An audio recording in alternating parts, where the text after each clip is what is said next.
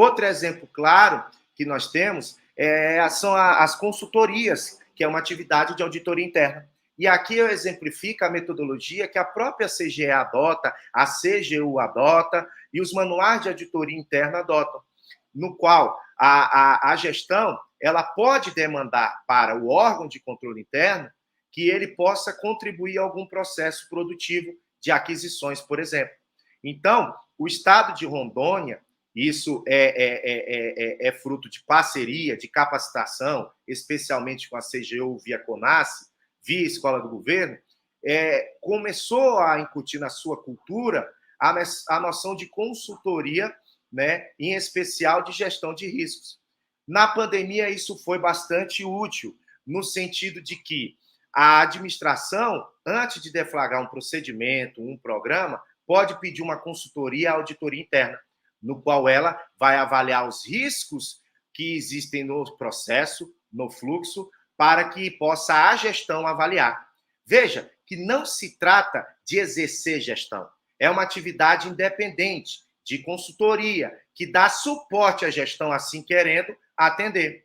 Desta forma, por exemplo, nas compras emergenciais da Covid, foi editada uma resolução 01 pela Controladoria Geral do Estado, de maneira que o gestor, assim querendo, poderia pedir uma consultoria, no qual era analisado 31 requisitos. Após isso, eram identificados riscos em extremo, alto, médio, baixo, insignificante, e sugerindo medidas mitigadoras. Isso é extremamente importante, porque a gestão ela tem um afã de cumprir o objetivo, como, por exemplo, aquisições de vacina. Mas essas vacinas elas estão sendo transportadas por atores credenciados?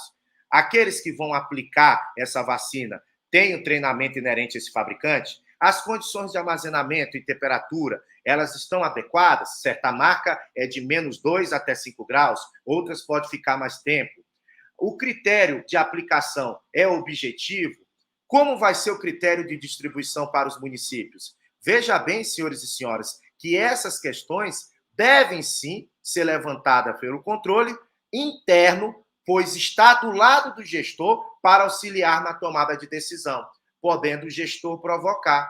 Nesse sentido, foram emitidas mais de 100 notas de consultoria para as aquisições emergenciais.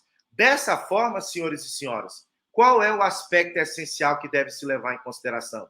Que essas duas práticas, como os manuais elaborados pelo governo federal ou uma nota de consultoria, de auditoria interna pela CGE ou qualquer um que seja, reforça essa primeira premissa de que não existe controle, gestão sem controle, certo? Pode passar, por favor.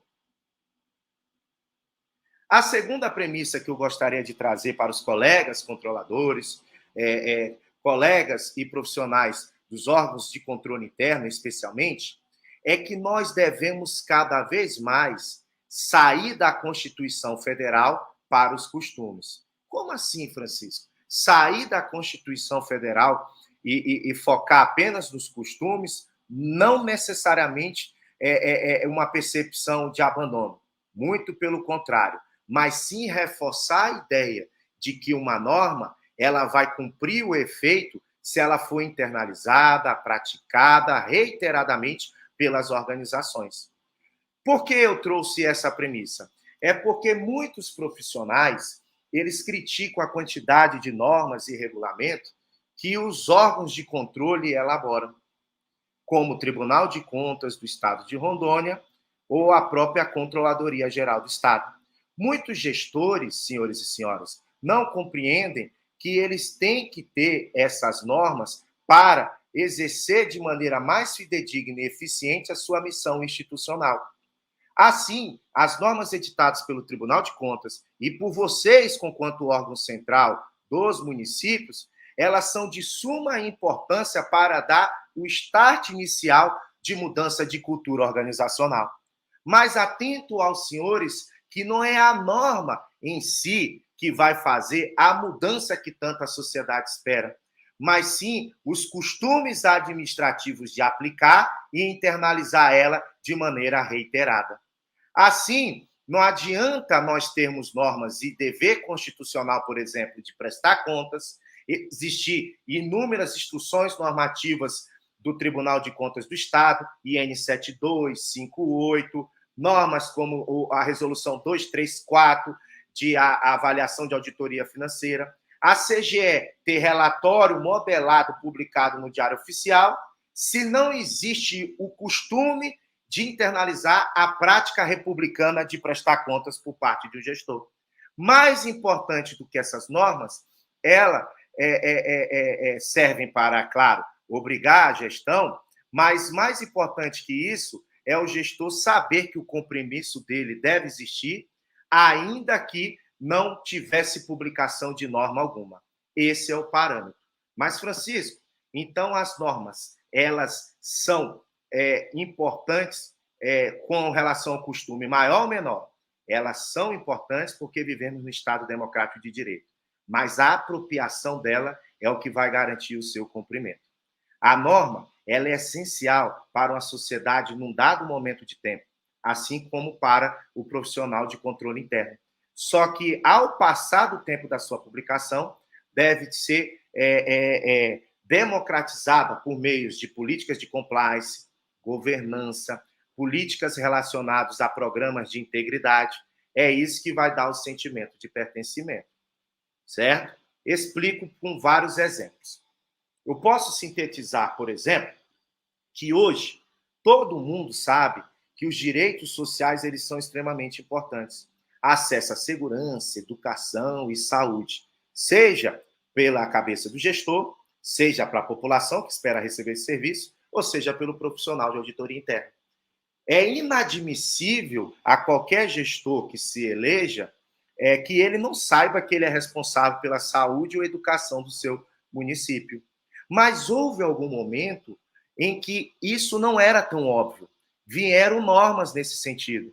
Tivemos que ter constituições cidadãs lá no México, na Alemanha, lá na década de 10 do século passado, para que os direitos sociais pudessem existir.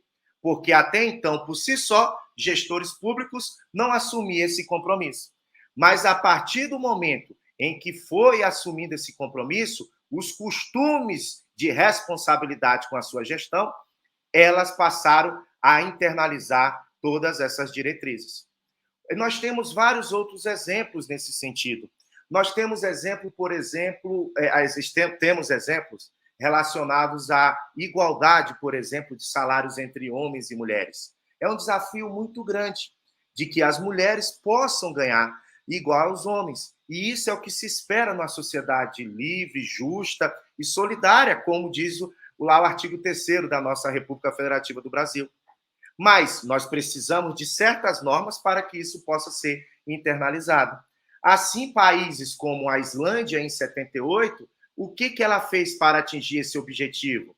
Ela colocou a licença maternidade de igual tempo para a mulher, igual tempo para os homens, de maneira que uma norma ela introduziu a obrigatoriedade de os empregadores dar licença maternidade também para o homem, no sentido de que se ele for pai, ele é obrigado a ficar em casa. Assim, não tinha distinção de contratação e muito menos de salário de homens e mulheres relacionados a possível período não produtivo que a mulher fica cuidando da sua prole.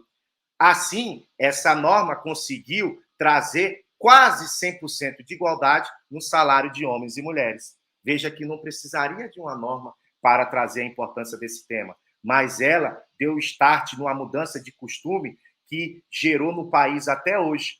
E lá é a igualdade no esporte, entre outras. Assim, as normas do controle, elas devem ser editadas, sim, profissionais de auditoria e de controle interno, mas elas são editadas numa perspectiva de que ela não vale por si só se não tiver um programa de integridade, compliance, capacitação, melhoria contínua para que possa ser internalizado.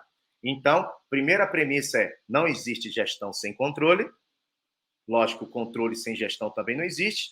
E nós devemos cada vez mais sair apenas da obrigatoriedade da Constituição com medo de ser sancionado para que isso, para uma administração ou uma responsabilidade de auditoria e controle focado nos costumes e também nas boas práticas internalizadas. Então, essa é a segunda premissa. Pode passar, por favor?